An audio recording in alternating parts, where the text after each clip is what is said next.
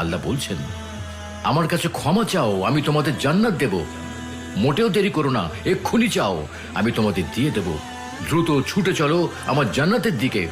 আমার জান্নাত পৃথিবীর মতো এত ছোট কিছু নয়, এত সংকীর্ণ নয় যে তোমাকে সেখানে গাদাগাদি করে থাকতে হবে, বায়ু দূষণের শিকার হতে হবে। আমার জান্নাত এত প্রশস্ত, 7 আসমান আর জমিন জুড়ে তার বিস্তৃতি। আমার এই জান্নাত তাদের জন্য যারা আমাকে ভয় করে, আবার আমার অনিঃশেষ রহমতেরও আশা করে। আমার জান্নাত নশ্বর পৃথিবীর মতো ক্ষণস্থায়ী নয়। পৃথিবীতে তোমাদের জীবন বড় অনিশ্চিত, কে কখন চলে যাবে তার কোনো নিশ্চয়তা নেই। অথচ আমার জান্নাতে তোমরা চিরকাল বসবাস করবে সুখে, শান্তিতে, নিশ্চিন্তে। যারা তাদের পালনকর্তাকে ভয় করত, তাদেরকে দলে দলে জান্নাতের দিকে নিয়ে যাওয়া হবে। যখন তারা উন্মুক্ত দরজা দিয়ে জান্নাতে পৌঁছবে এবং জান্নাতে